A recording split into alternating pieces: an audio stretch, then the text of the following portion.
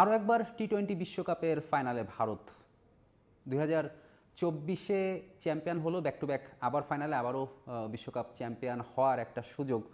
কিন্তু ঘরের মাঠে ভারত কিন্তু সেই 2011 সালের পর আর বিশ্বকাপ জেতেনি। তাই ভারতের যেই উন্মাদনা, ভারতের যেই চাওয়া প্রত্যাশার জায়গাটা ব্যাপক, তীব্র, সুতীব্র।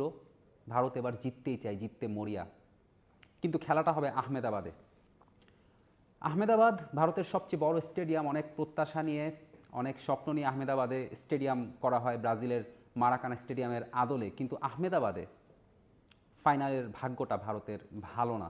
সবশেষ 2023 বিশ্বকাপে অস্ট্রেলিয়ার বিপক্ষে যেবার ভারত ছিল অদম্য, অপ্রতিরোধ্য, সবগুলা ম্যাচ জিতে ফাইনালে উঠেছিল। এই ভারতকে কেউ হারাতে পারবে মনে হচ্ছিল না, কিন্তু অস্ট্রেলিয়া ভারতের লাখো সমর্থকদের নিশ্চুপ করে দিয়ে আহমেদাবাদের জয় তুলে নেয়। ভারতের সমর্থকরা, ভারতীয় দল কান্নায় ভেঙে পড়ে। এই আহমেদাবাদেই এই বিশ্বকাপের গ্রুপ পর্বে সাউথ আফ্রিকার কাছে হেরেছে এই শক্তিশালী টিম ইন্ডিয়া, যেখানে অন্য কোনো দলের কাছেই হারেনি। তাই আহমেদাবাদের জুজু কাটাতে ভারত কিন্তু এবার কিছু সংস্কার বা কুসংস্কারও বলতে পারেন, ভারত সেটার আশ্রয় নিয়েছে। যেমন গতবার যেই হোটেলে আহমেদাবাদে ফাইনালের সময় ভারত উঠেছিল, এবার কিন্তু সেই হোটেলে উঠেনি, এবার উঠেছে অন্য একটা হোটেলে। এবার ভারত হোম ড্রেসিং রুম ব্যবহার না করে ব্যবহার করবে ভিজিটর ড্রেসিং রুম। এ ধরনের কুসংস্কারের আশ্রয় যেমন নিচ্ছে, তেমনি ভারতের এবার আহমেদাবাদের যে উইকেট, সেটা লাল মাটির উইকেট হবে। কালো মাটির সংমিশ্রণ থাকবে, কিন্তু 70%ই থাকবে লাল মাটি, যা ব্যাটারদের জন্য সহায়ক হবে। ব্যাটারদের বল ভালো ব্যাটে আসবে, বাউন্স থাকবে, ইভেন বাউন্স থাকবে।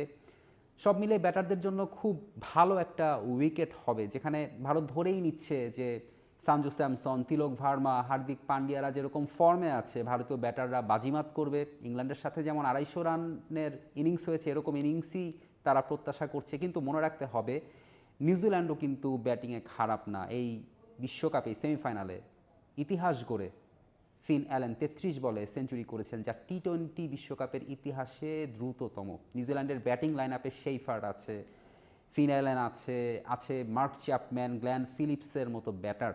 নিউজিল্যান্ড যদি জ্বলে উঠতে পারে, বুমরাকে যদি তারা সামলে দিতে পারে, বাকি বোলারদের উপর তাণ্ডব চালিয়ে নিউজিল্যান্ডও কিন্তু অনেক বড় স্কোর করার সামর্থ্য রাখে। এবং নিউজিল্যান্ডের বোলিং লাইন আপটা খুব ট্রিকি। চলতি বিশ্বকাপে ভারতীয় ব্যাটাররা সবচেয়ে বেশি ভুগেছে অফ স্পিনারদের বিপক্ষে।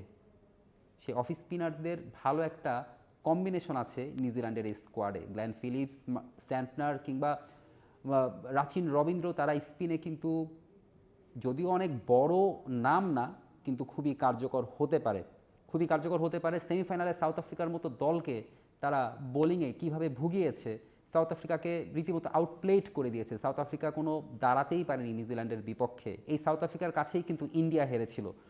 তাই বলা যায় না নিউজিল্যান্ড যদি, যেই টিম ইন্ডিয়ার যেই প্রত্যাশা, টিম ইন্ডিয়া যেই সুনিশ্চিত যে তারা বিশ্বকাপে এবার জিতেই যাবে, সেই নিশ্চয়তায় মানে যদি আঘাত হানে কিউইরা, তাহলে অবাক হওয়ার কিছুই থাকবে না। এরকমটা যদি হয় তাহলে ইতিহাস গড়বে ব্ল্যাক ক্যাপসের। হোয়াইট বল ক্রিকেটে কোনো বিশ্বকাপ নেই, টি-20 বা ওয়ানডেতে কোনো ফর্মেটেই কোনো বিশ্বকাপ নেই। দেখা যাক নিউজিল্যান্ড ইতিহাস গড়ে নাকি ভারত তাদের তৃতীয় টি-20 বিশ্বকাপ জিতে নেয়।